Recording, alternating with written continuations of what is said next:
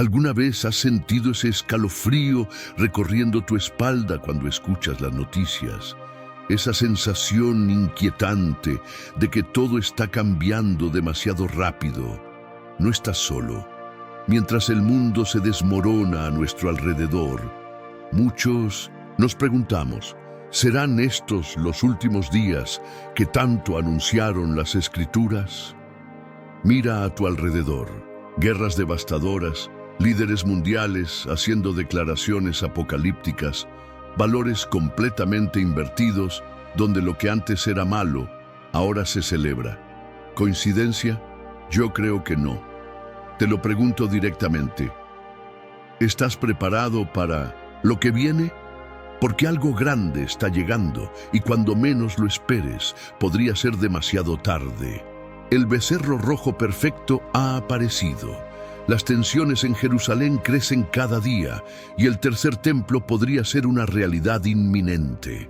Estas no son simples noticias religiosas, son señales proféticas que nuestros antepasados esperaron ver durante siglos. Y nosotros, justamente nosotros, somos la generación que podría presenciarlo todo. Pero yo voy a la iglesia los domingos, me dirás.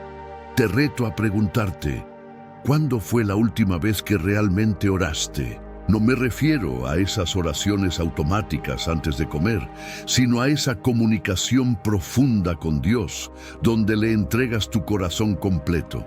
Jesús nos advirtió claramente en Lucas 21, velad pues, orando en todo tiempo. ¿Sabes por qué?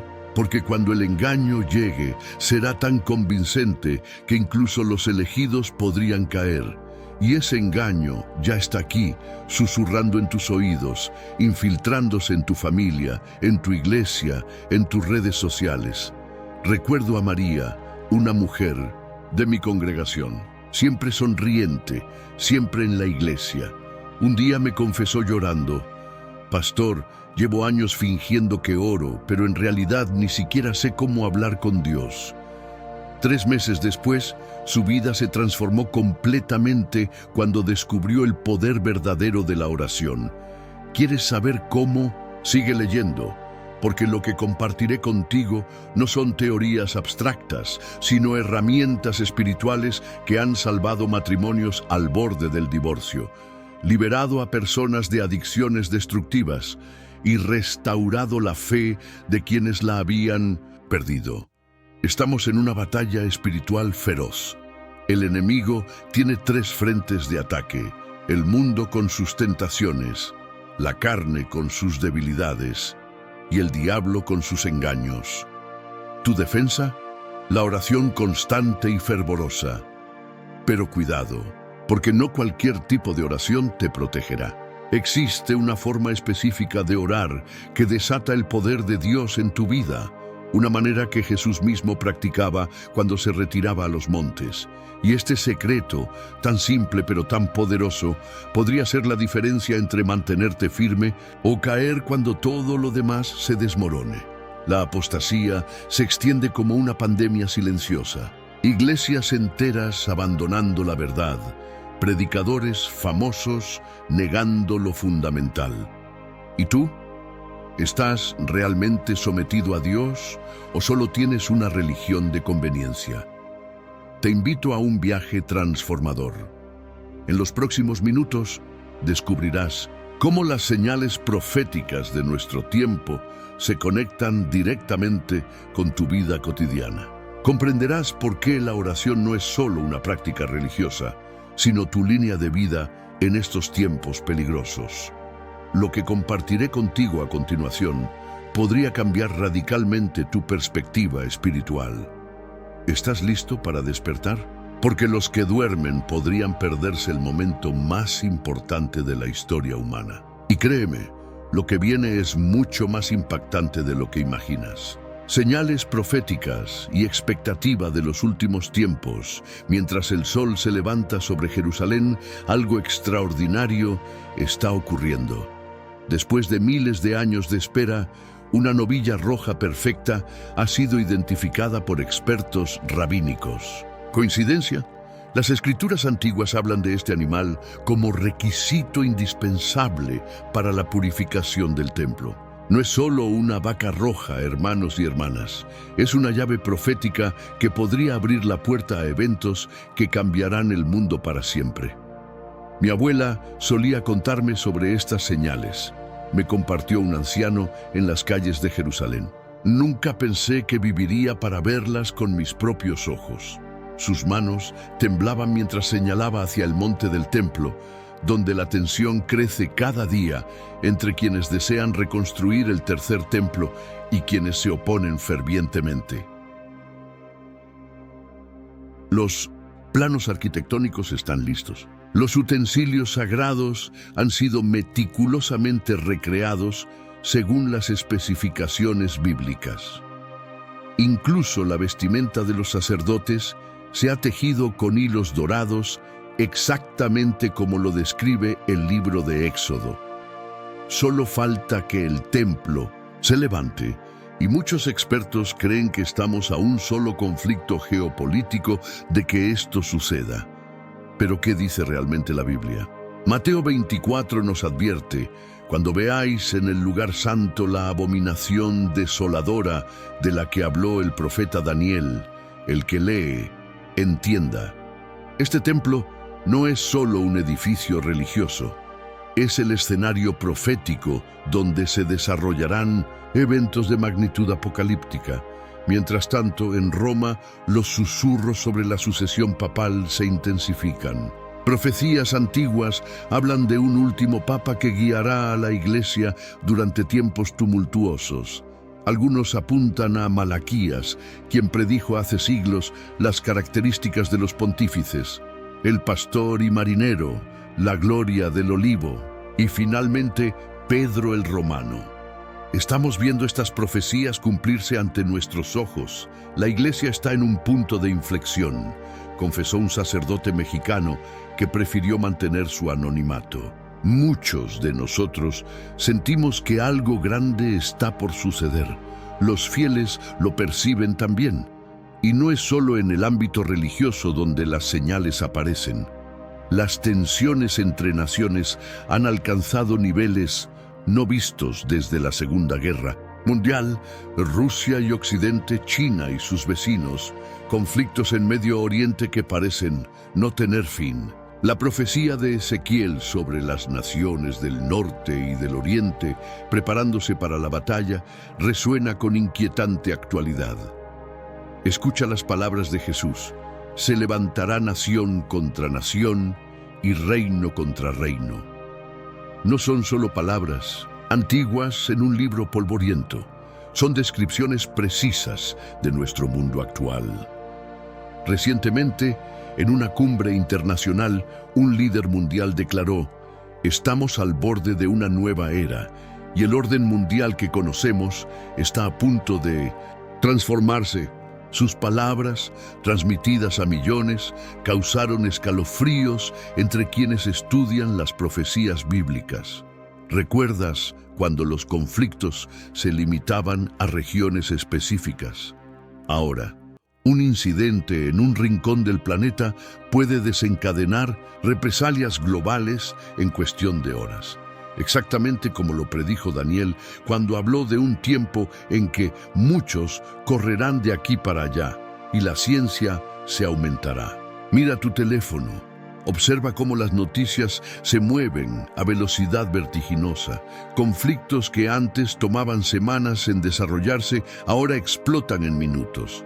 La tecnología que nos conecta también nos ha puesto en una posición de vulnerabilidad sin precedentes. Nunca había sentido tanto miedo al leer las noticias, me confesó María, una madre de 3 hijos en Ciudad de México. Pero también siento una extraña esperanza, como si todo esto tuviera un propósito mayor. Y tiene razón.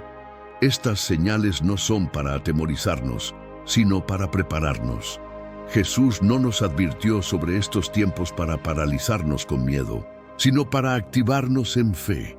Cuando estas cosas comiencen a suceder, nos dice: erguíos y levantad vuestras cabezas, porque vuestra redención está cerca. Los relojes del mundo están sincronizados con el reloj profético. El escenario está preparado. Los actores están tomando sus posiciones. Y tú, que estás leyendo esto ahora, has sido elegido para estar vivo en este momento preciso de la historia por una razón divina. Las señales están aquí. El tiempo se acorta. La pregunta es, ¿estás despierto para verlas? ¿Cómo los cristianos deben vivir en los últimos días? La alarma de tu celular suena a las 5 de la madrugada. El mundo aún duerme, pero tú te levantas. No por obligación, sino por convicción. Mientras la Ciudad de México aún descansa, bajo un manto de estrellas difusas, tú enciendes la pequeña lámpara junto a tu cama y abres las páginas gastadas de tu Biblia. Tus dedos recorren el pasaje de Primera de Pedro, capítulo 4, versículo 7.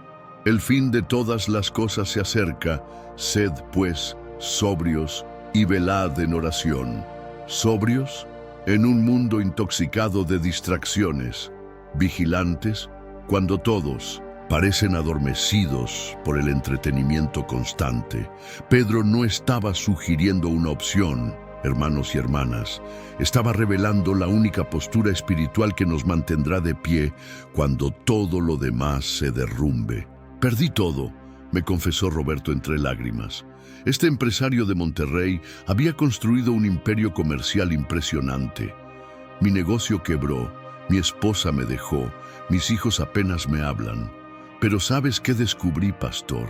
Que cuando tienes a Cristo, lo tienes todo, aunque no tengas nada más. Su rostro, marcado por el dolor, irradiaba una paz inexplicable. Roberto había aprendido la lección que muchos de nosotros comprendemos demasiado tarde. En los últimos días solo permanecerá lo eterno. Mira a tu alrededor. Los valores se derrumban como castillos de arena ante la marea. Lo que ayer era inmoral, hoy se celebra. Lo que antes era sagrado, ahora se ridiculiza. En este torbellino de confusión moral, ¿cómo debe vivir un seguidor de Cristo? La respuesta no está en escondernos, no está en adaptarnos, está en transformarnos.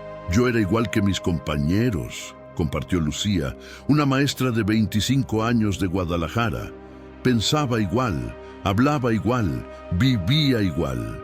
Hasta que un día me pregunté, si soy una nueva criatura en Cristo, ¿por qué mi vida es idéntica a la de quienes no lo conocen? Su pregunta desencadenó un despertar espiritual que transformó no solo su vida, sino la de decenas de sus estudiantes. La Biblia nos advierte que en los últimos días muchos tendrán apariencia de piedad, pero negarán la eficacia de ella. Hermanos, esto nos describe a muchos de nosotros. Asistimos fielmente a la iglesia cada domingo, llevamos una Biblia bajo el brazo, pero nuestras vidas de lunes a sábado cuentan una historia diferente.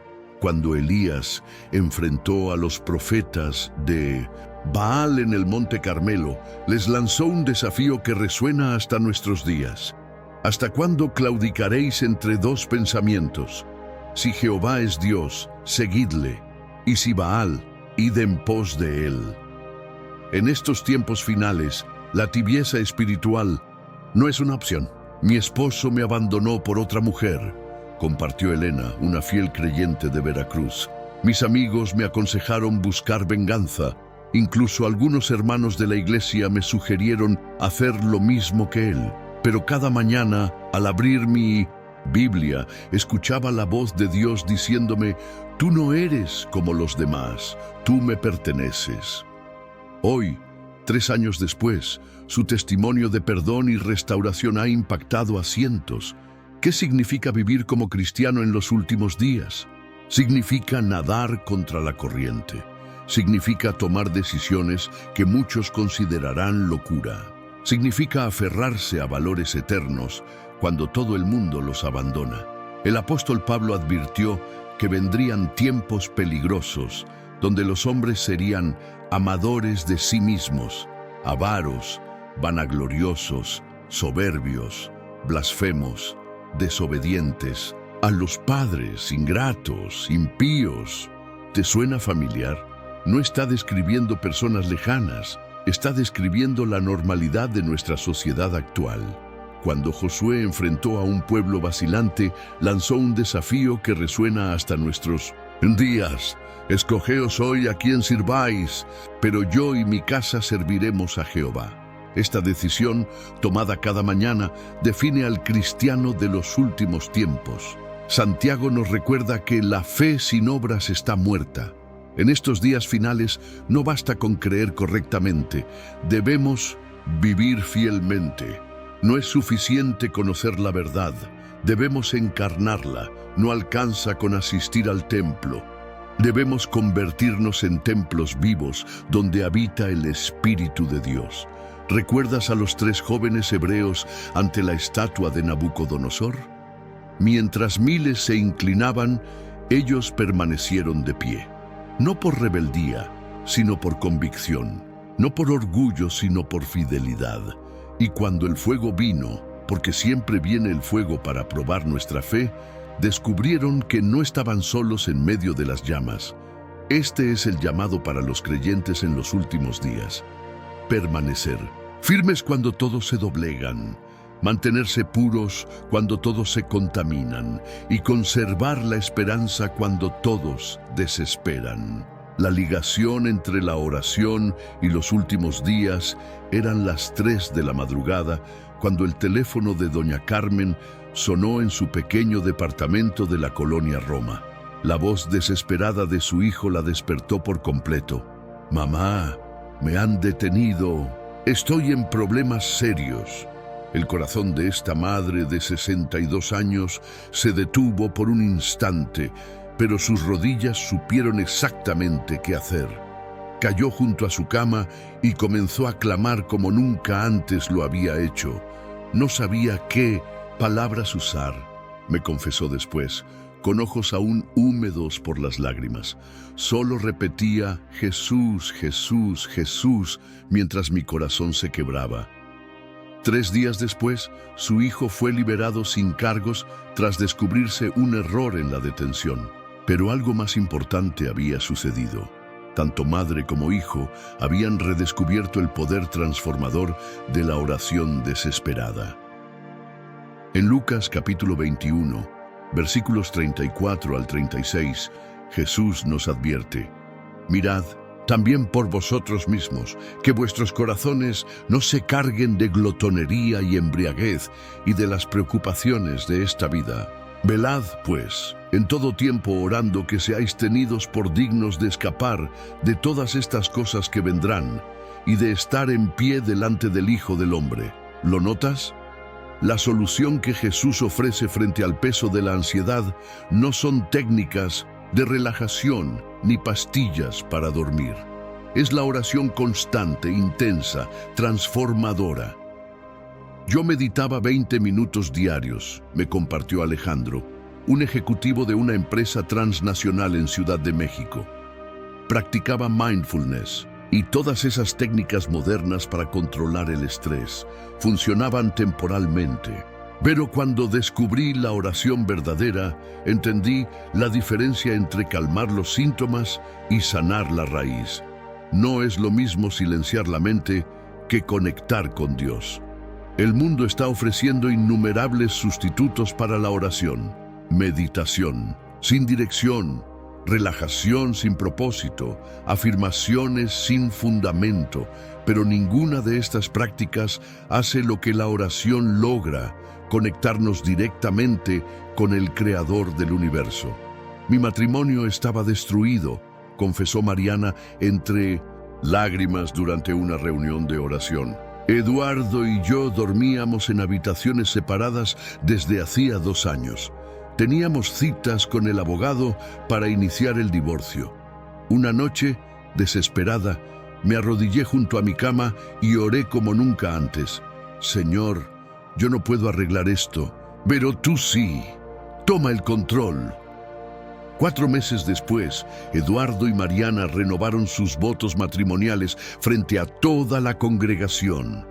No fue la terapia, aunque la terapia es valiosa. No fueron los consejos bien intencionados, aunque los consejos pueden ayudar. Fue la oración lo que desató el poder restaurador de Dios en esa relación aparentemente muerta. En los tiempos de Elías, el profeta subió al monte Carmelo y oró intensamente mientras todo Israel sufría una sequía devastadora. La Biblia nos dice que oró 7 veces, enviando a su siervo después de cada oración para verificar si había señales de lluvia. ¿Te imaginas la tentación de rendirse después de la 4ª o 5ª vez? Sin embargo, Elías perseveró y, al final, una pequeña nube, como la palma de la mano de un hombre, apareció en el horizonte. Así es la oración en los últimos días. Persistente cuando no hay señales. Confiada cuando no hay evidencias. Ferviente cuando todo parece indicar que Dios no escucha. Yo solía rezar como quien cumple una tarea, compartió don Pedro, un anciano de 91 años de Oaxaca. Sus manos callosas por décadas de trabajo en el campo temblaban ligeramente mientras hablaba. Repetía palabras sin sentir nada, hasta que mi nieto enfermó gravemente. Esa noche no recité oraciones aprendidas, clamé desde lo profundo de mi ser y descubrí que Dios no estaba buscando mis palabras correctas, sino mi corazón quebrantado. Cuando Jesús oró en Getsemaní, la Biblia nos dice que lo hizo con gran clamor y lágrimas. No fueron oraciones formales ni litúrgicas, fueron gritos del alma ante la inminencia de la cruz. Y si el Hijo de Dios necesitó orar con tal intensidad, ¿cuánto más nosotros en estos tiempos finales? La pregunta que debemos hacernos no es si oramos, sino cómo oramos. ¿Son nuestras oraciones meros monólogos religiosos o son encuentros transformadores con el Dios vivo? ¿Repetimos frases memorizadas o derramamos nuestro corazón como agua delante del Señor? Una joven universitaria me confesó entre sollozos: Pastor, he asistido a la iglesia toda mi vida, pero nunca me enseñaron realmente a orar. Sé hablar sobre Dios, pero no sé hablar con Él. Su honestidad desgarradora refleja la realidad de muchos creyentes. Conocemos la doctrina sobre la oración, pero carecemos de la experiencia de la oración. En el libro de Apocalipsis se nos muestra una escena poderosa. Y cuando el Cordero abrió el 7º sello, se hizo silencio en el cielo como por media hora, y se le dio mucho incienso para añadirlo a las oraciones de todos los santos. Y subió el humo del incienso con las oraciones de los santos. Nuestras oraciones, hermanos y hermanas, no se pierden en el vacío. Ascienden como fragante incienso hasta el mismo trono de Dios. ¿Cómo está tu vida de oración? No pregunto si oras antes de comer o al acostarte. Pregunto si tu oración es el respirar de tu alma, la conexión vital con aquel que sostiene tu vida en sus manos. Porque en estos últimos días no será nuestra teología correcta ni nuestra asistencia perfecta a la iglesia lo que nos mantendrá firmes. Será nuestra conexión íntima y constante con Dios a través de la oración. Signos finales de los últimos días. El sol se ponía sobre Ciudad de México, mientras Carlos, un profesor de historia de 53 años, contemplaba el noticiero vespertino con una mezcla de asombro y temor. Guerras en 3 continentes. Simultáneamente, una nueva religión que fusionaba todas las creencias existentes, ganando millones de adeptos. Tecnologías que prometían mejorar el cuerpo humano hasta hacerlo prácticamente inmortal. Cuando era niño, me confesó después en mi oficina, mi abuela me leía pasajes del Apocalipsis que me parecían fantasía. Hoy abro mi celular y veo esas profecías cumpliéndose en tiempo real. El engaño masivo que Jesús predijo no vendría con un letrero de advertencia. No sería obvio ni burdo. Sería tan sutil, tan aparentemente lógico y beneficioso que, si fuere posible, engañaría aún a los escogidos. ¿Lo estamos viendo ya? doctrinas que sutilmente alejan a los creyentes de la verdad bíblica, enseñanzas que ponen al hombre y sus deseos en el centro, desplazando al Dios soberano. Siempre fui creyente, me compartió Sofía, una psicóloga de 38 años de Puebla. Pero hace 3 años comencé a seguir a un maestro espiritual que mezclaba versículos bíblicos con filosofías orientales. Todo sonaba tan hermoso, tan inclusivo, tan amoroso. Pasé 2 años defendiendo estas ideas hasta que mi hermana me desafió. ¿Dónde en la Biblia dice eso? Fue como despertar de un trance. La apostasía no siempre llega negando a Cristo abiertamente. A menudo viene añadiendo sutilmente a su mensaje, diluyendo su exclusividad, cuestionando su autoridad. Un poco de levadura leuda toda la masa, advirtió Pablo. Y hoy vemos congregaciones enteras abrazando doctrinas que hace solo una generación habrían reconocido como contrarias a las Escrituras. ¿Y qué decir de las guerras y rumores de guerras? Mateo 24 nos advierte: oiréis de guerras y rumores de guerras. Se levantará nación contra nación y reino contra reino. No es exactamente lo que vemos hoy. Mi hijo está en el ejército, compartió doña Guadalupe, una viuda de 67 años de Veracruz, mientras las lágrimas corrían por sus mejillas arrugadas. Cada noche me duermo temiendo que me llamen para decirme que lo enviaron al frente de batalla. Las tensiones entre países que veíamos lejanas ahora amenazan a nuestros propios hijos. El siglo XX vio 2 guerras mundiales que dejaron más de 100 millones de muertos. Y desde entonces, los conflictos no han cesado. Corea, Vietnam, Afganistán, Irak, Siria. La lista parece interminable. La humanidad ha perfeccionado el arte de la destrucción. Tenemos armas capaces de destruir el planeta varias veces, exactamente como Jesús advirtió.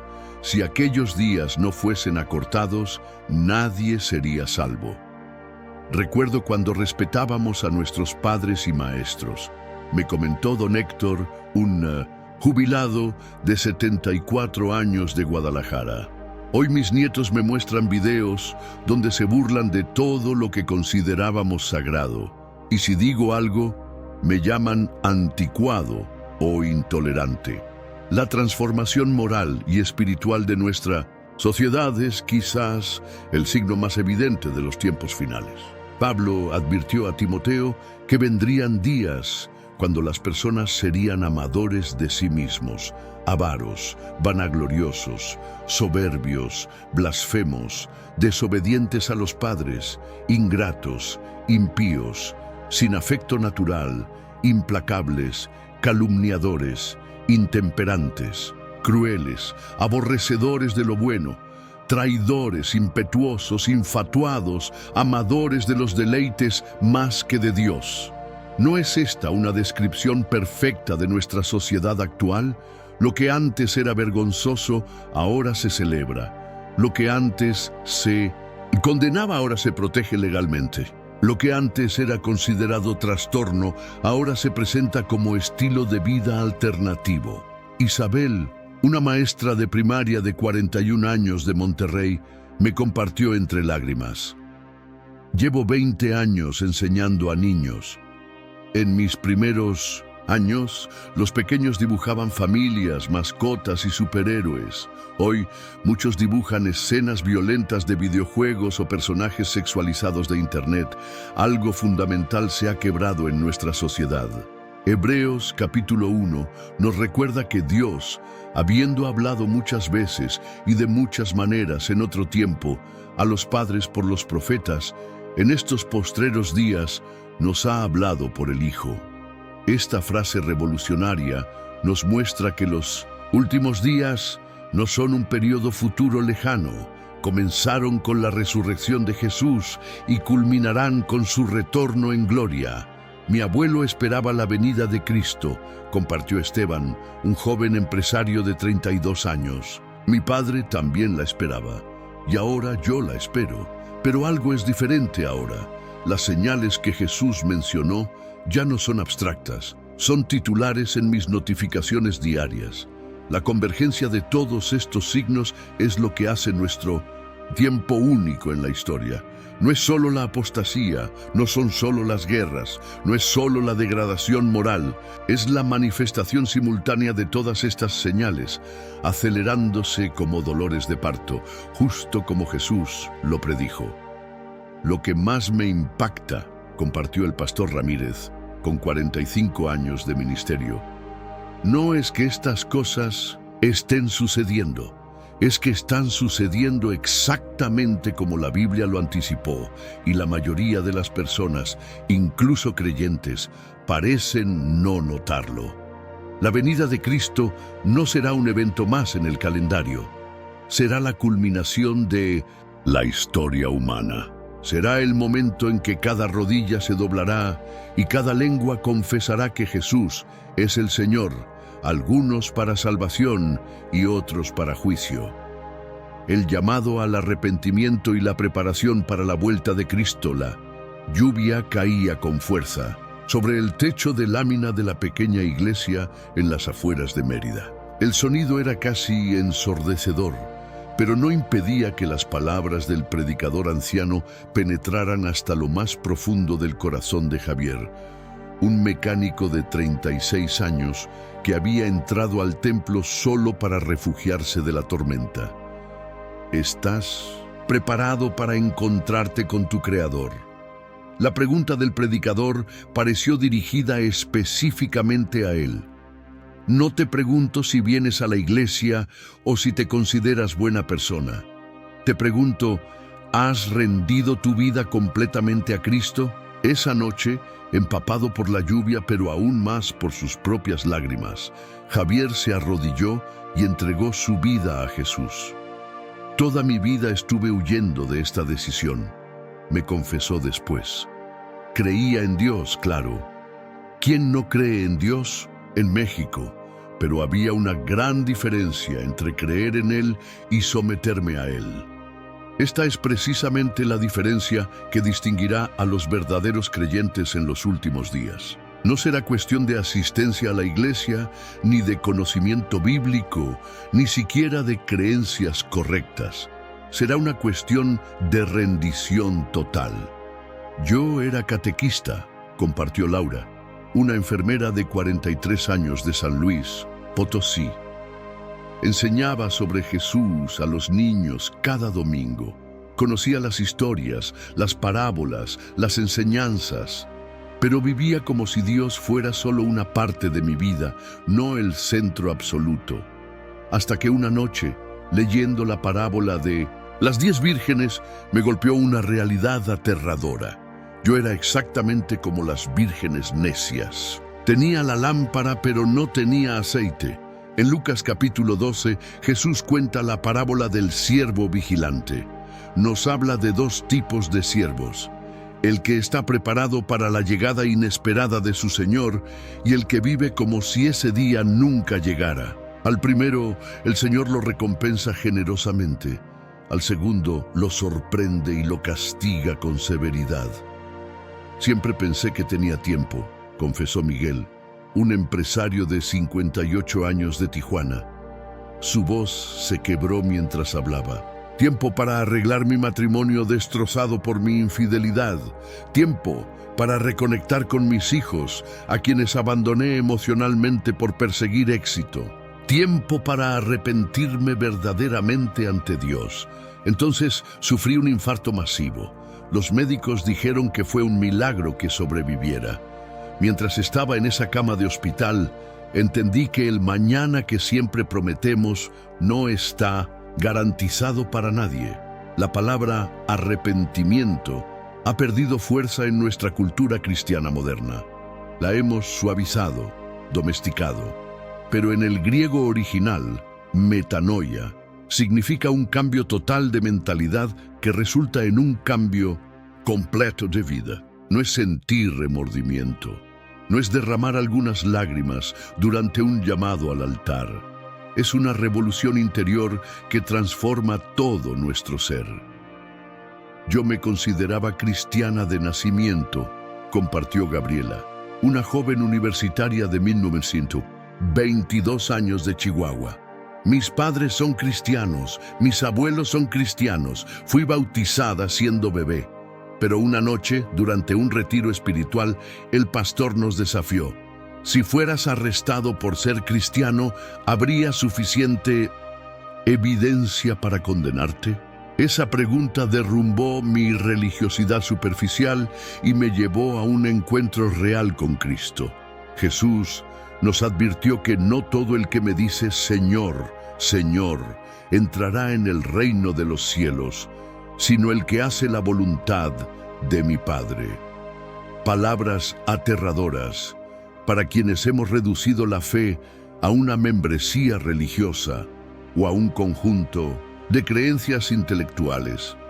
La preparación para la venida de Cristo no consiste en calcular fechas ni en descifrar señales apocalípticas. Consiste en vivir cada día como si fuera simultáneamente nuestro último día en la tierra y el día del retorno del Señor. Cuando mi esposo falleció repentinamente, compartió doña Mercedes, una viuda de 71 años de Cuernavaca, encontré en su billetera una pequeña nota manuscrita que decía: vive hoy como si fuera tu último día, pero planea como si tuvieras 100 años por delante. Esa filosofía guiaba su vida cristiana. Estaba completamente entregado a Dios cada día, pero también sembraba fielmente para el futuro. En Mateo 24, después de describir los signos del fin, Jesús cuenta la parábola de los talentos. Es significativo que en medio de enseñanzas sobre su regreso, nos hable de administrar fielmente lo que se nos ha confiado. La preparación para su venida no nos hace abandonar nuestras responsabilidades terrenales, nos motiva a cumplirlas con mayor fidelidad.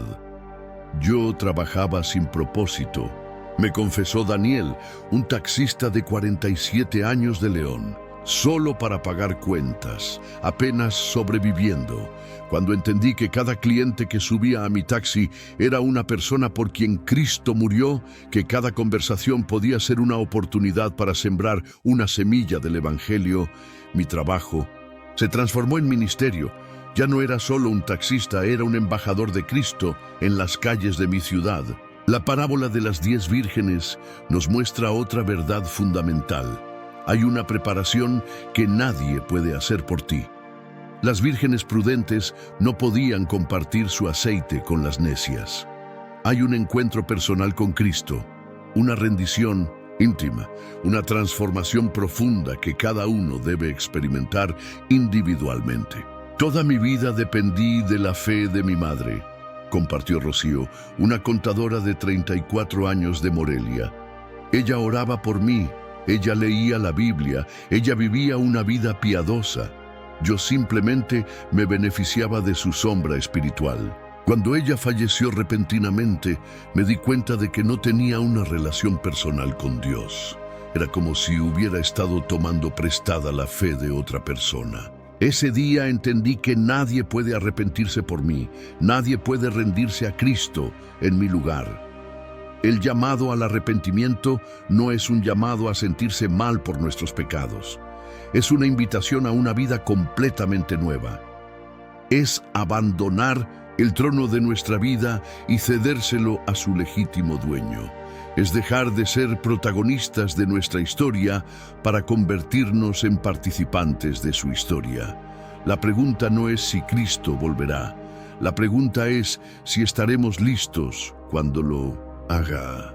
La oración, como pilar fundamental de la vida cristiana, el amanecer apenas comenzaba a asomarse sobre las montañas que rodean Cuernavaca cuando encontré al pastor Jiménez arrodillado en la pequeña capilla de madera. A sus 78 años, sus rodillas artríticas debían causarle un dolor considerable, pero su rostro reflejaba paz absoluta mientras sus labios se movían en oración silenciosa. Llevo 56 años en el ministerio, me compartió después, mientras caminábamos por el jardín de la iglesia. He visto modas teológicas ir y venir. He visto programas de crecimiento eclesiástico prometiendo revolucionar la iglesia. He visto estrategias evangelísticas innovadoras, pero nunca he encontrado nada que pueda reemplazar el poder transformador de la oración constante. ¿Por qué oraba Jesús? Esta pregunta debería sacudirnos hasta los cimientos de nuestra teología. Si el Hijo de Dios, perfecto y sin pecado, sentía la necesidad de pasar horas en comunicación con el Padre, ¿cuánto más nosotros, quebrantados y falibles, necesitamos la oración? Yo era un pastor ocupado, confesó el hermano Martínez, de Querétaro. Su mirada reflejaba el dolor de quien ha aprendido una lección crucial demasiado tarde, siempre corriendo de una reunión a otra, de un servicio a otro. Mi agenda estaba tan llena de actividades para Dios que no tenía tiempo para estar con Dios, hasta que mi ministerio se derrumbó. Mi familia se fragmentó, mi salud colapsó. En esa cama de hospital, Dios me susurró: te pedí que me siguieras, no que corrieras por mí.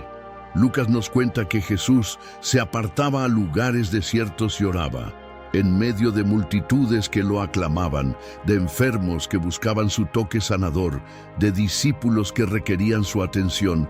Jesús priorizaba esos momentos a solas con el Padre. No era un complemento opcional a su ministerio, era el corazón pulsante de su misión.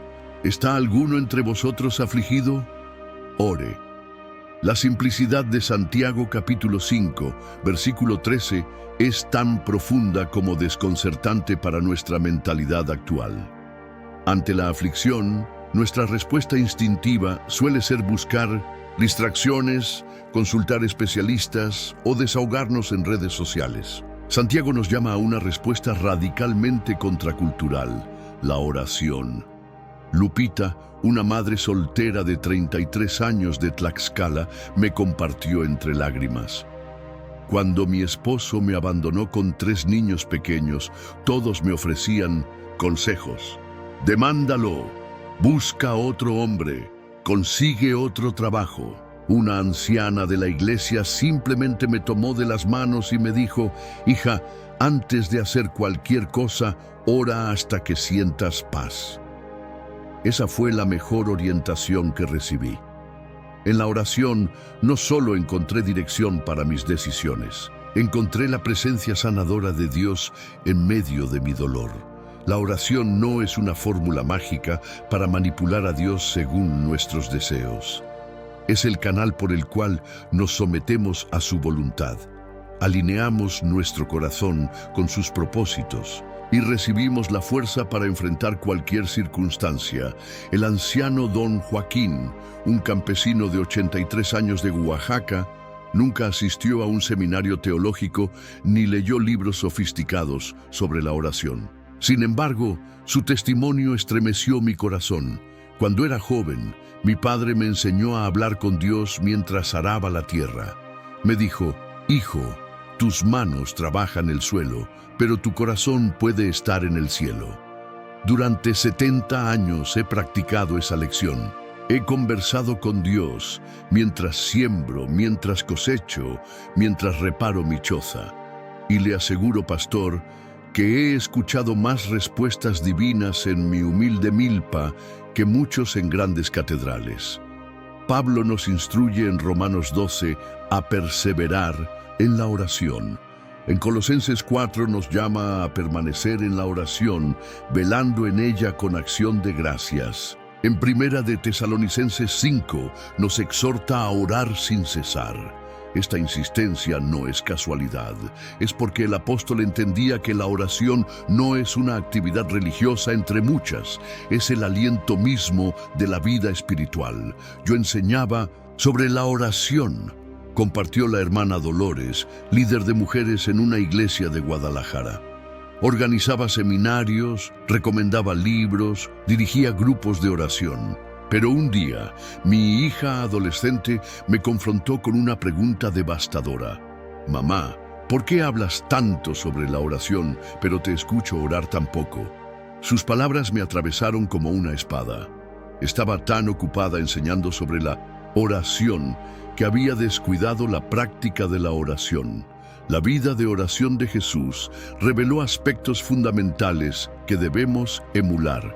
Oraba en momentos específicos, como antes de elegir a sus discípulos o enfrentar la cruz, pero también mantenía una comunión constante con el Padre, un diálogo ininterrumpido que fluía naturalmente a lo largo de su día. Yo pensaba que orar era complicado, me confesó Eduardo, un taxista de 44 años de Acapulco. Creía que necesitaba palabras elegantes o frases especiales, hasta que un pasajero, un anciano misionero, me dijo: «Hijo, la oración es simplemente conversar con tu mejor amigo. No necesitas impresionarlo, solo ser honesto con él». Esa simple explicación transformó mi vida de oración. Ahora converso con Dios mientras conduzco, mientras espero pasajeros, mientras estoy atrapado en el tráfico. ¿Por qué es tan poderosa la oración?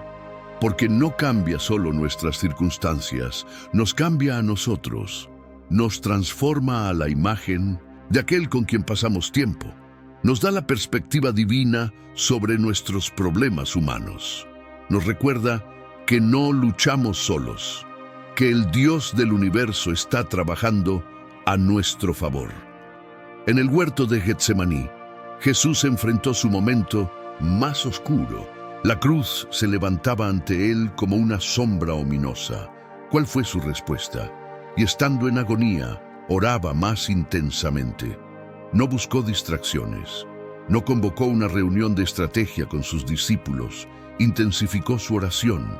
Durante años busqué respuestas a mis problemas en libros de autoayuda, en consejos de amigos, incluso en consultas psicológicas.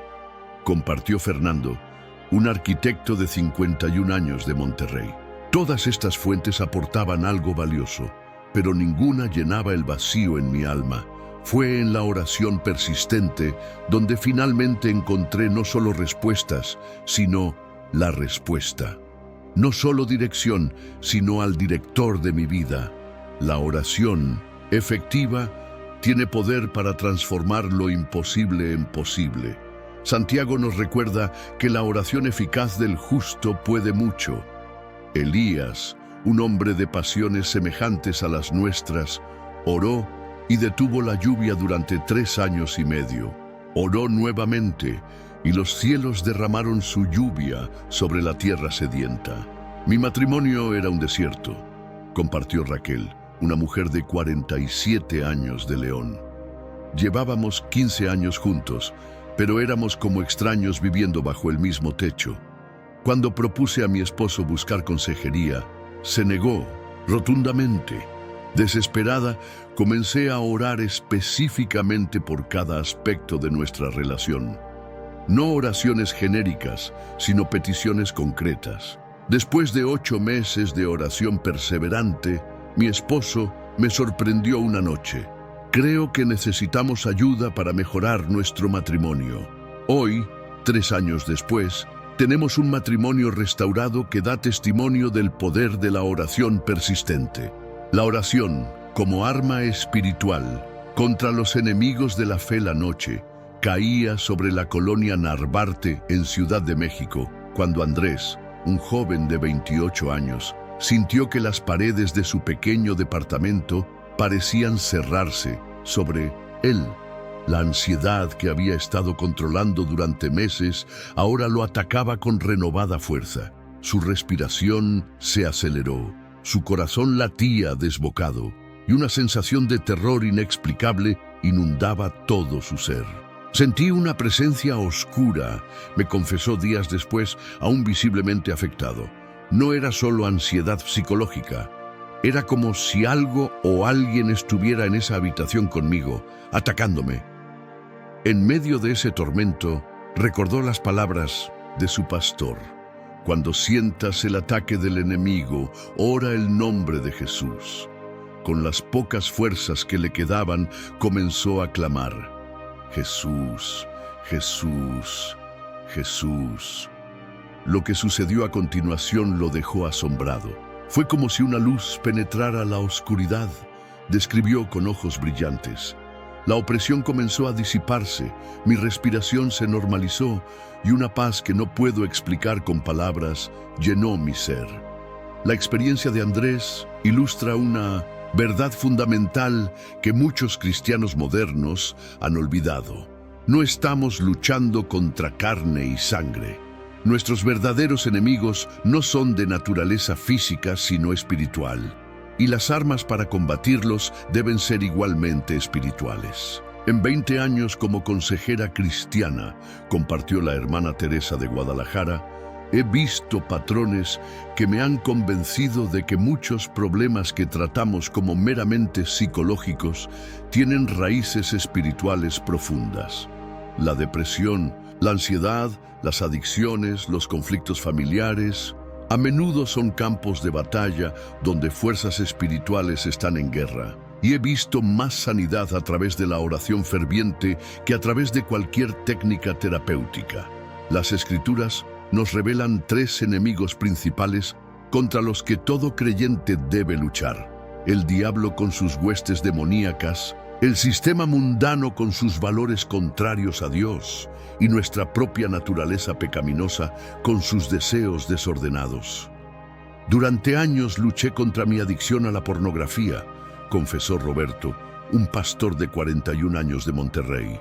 Su rostro reflejaba tanto el dolor del pasado como la libertad del presente.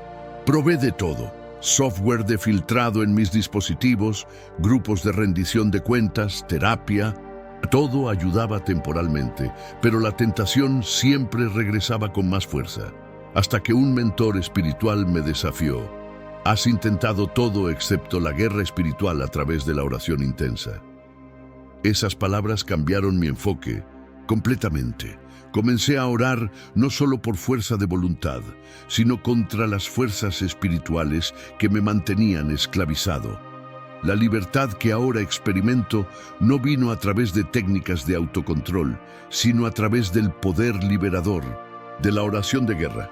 El Salmo 34, versículo 7, nos asegura que el ángel del Señor acampa alrededor de los que le temen y los defiende. Esta no es poesía religiosa, es una realidad espiritual tan concreta como cualquier realidad física. Hay seres celestiales desplegados para proteger a los hijos de Dios que permanecen en oración. Mi esposo y yo servíamos como misioneros en una región peligrosa, relató Luisa, una mujer de 56 años de Chiapas. Una noche, guerrilleros armados rodearon nuestra casa. No teníamos escape, ni armas, ni forma de pedir ayuda. Solo pudimos arrodillarnos y orar. A la mañana siguiente, cuando nos atrevimos a salir, encontramos huellas alrededor de la casa que indicaban que los hombres armados se habían acercado hasta nuestras ventanas, pero inexplicablemente se habían retirado sin atacarnos. Meses después, un hombre se acercó a mi esposo en el mercado. «Ustedes viven en la casa rodeada de hombres altos vestidos de blanco, ¿verdad?», preguntó. Era uno de los guerrilleros que había planeado atacarnos aquella noche.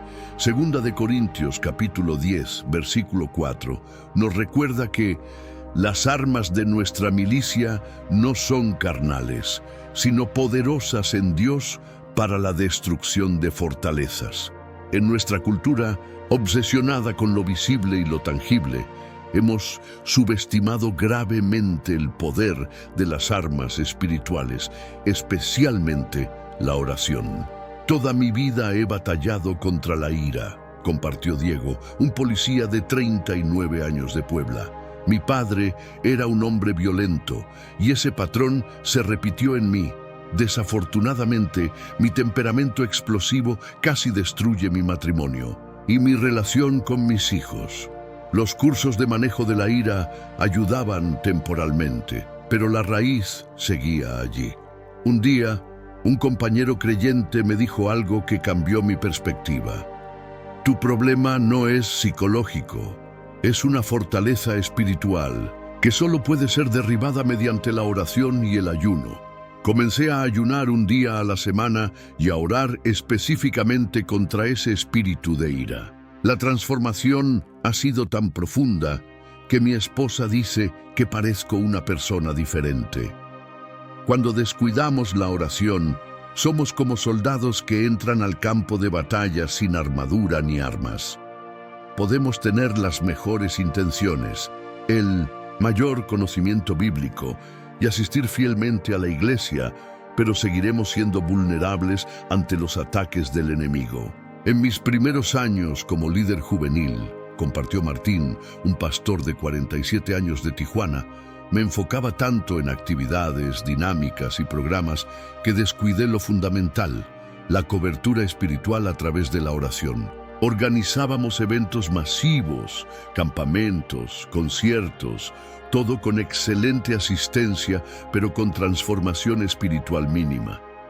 Después de una crisis ministerial profunda, Dios me mostró que estaba construyendo sin protección espiritual. Ahora, ninguna actividad juvenil se realiza sin antes tener un equipo de intercesión orando intensamente. Los resultados han sido extraordinarios. Jóvenes genuinamente transformados, liberados de adicciones, sanados de heridas emocionales profundas. Pablo nos instruye en Efesios capítulo 6 a vestirnos con la armadura completa de Dios para poder estar firmes contra las acechanzas del diablo. Es significativo que después de describir cada pieza de la armadura, concluye con una exhortación a la oración constante. Orando en todo tiempo con toda oración y súplica en el Espíritu, y velando en ello con toda perseverancia. Mi hijo adolescente cambió drásticamente, relató con dolor Sandra, una madre de 42 años de San Luis Potosí. De ser un niño dulce y obediente, se convirtió en un joven hostil, rebelde y distante. Consultamos psicólogos, consejeros familiares, incluso consideramos internarlo en un centro de rehabilitación. Una noche, desesperada, comencé a orar de una manera diferente. No le pedí a Dios que cambiara a mi hijo, sino que me revelara qué fuerzas espirituales estaban operando en nuestro hogar. Durante esa oración, sentí una convicción clara. Debíamos limpiar nuestra casa de objetos asociados con prácticas ocultistas que mi esposo había traído de un viaje. Al día siguiente nos deshicimos de esos objetos y oramos por cada habitación de nuestra casa. En menos de una semana vimos cambios asombrosos en el comportamiento de nuestro hijo. Primera de Pedro, capítulo 5, nos advierte: sed sobrios y velad, porque vuestro adversario el diablo, como león rugiente, anda alrededor buscando a quien devorar. La naturaleza predatoria del enemigo requiere vigilancia constante, y esta vigilancia se mantiene a través de la oración. El gran reformador, Martín Lutero, entendió esta verdad cuando escribió: «Tengo tanto que hacer hoy que deberé pasar las primeras 3 horas en oración». Paradójicamente, cuando más ocupados estamos, cuando mayores son los desafíos que enfrentamos, es cuando más necesitamos la oración. Durante años, mi negocio estuvo al borde de la quiebra, compartió Ricardo, un empresario de 54 años de León. Trabajaba 16 horas diarias, sacrificaba tiempo con mi familia, agotaba mis recursos, todo para mantenerlo a flote. Un domingo, completamente exhausto, escuché a un predicador citar Salmo 127. Si Jehová no edificare la casa, en vano trabajan los que la edifican. Esas palabras me golpearon como un rayo. Había estado luchando con fuerzas puramente humanas contra problemas de naturaleza espiritual. Cambié mi estrategia radicalmente, reduje mis horas de trabajo y aumenté mis horas de oración. Comencé cada día en el pequeño cuarto de oración que adecué en mi oficina. En 6 meses, mi negocio no solo se estabilizó, sino que comenzó a prosperar de maneras que no podía explicar con lógica comercial. La falta de oración nos deja espiritualmente anémicos, debilitados, vulnerables a cada ataque del enemigo. Como dijo el evangelista M. Bounds, el hombre que no ora es no solo un fracaso espiritual, sino un peligro espiritual. Por años sufrí ataques de pánico, confesó Mariana, una joven profesionista de 31 años de Mérida. Los medicamentos me ayudaban a controlar los síntomas, pero nunca atacaban la raíz. Un día, durante un retiro espiritual, una mujer de Dios, a quien nunca había conocido, se me acercó y me dijo: «El Señor me muestra que hay un espíritu de temor que te ha atormentado desde tu infancia, pero hoy es el día de tu liberación». Oró por mí con una autoridad espiritual que nunca había experimentado. Sentí como si cadenas invisibles se rompieran dentro de mí. Han pasado 3 años desde ese día y nunca más he sufrido otro ataque de pánico. La oración no es solo una disciplina espiritual entre muchas, es el aliento mismo de nuestra vida espiritual. Es el canal de comunicación con nuestro comandante en la batalla espiritual. Es la línea de suministro para nuestras necesidades en el frente de guerra. Es el radar que detecta los movimientos del enemigo antes de que podamos verlos con nuestros ojos naturales.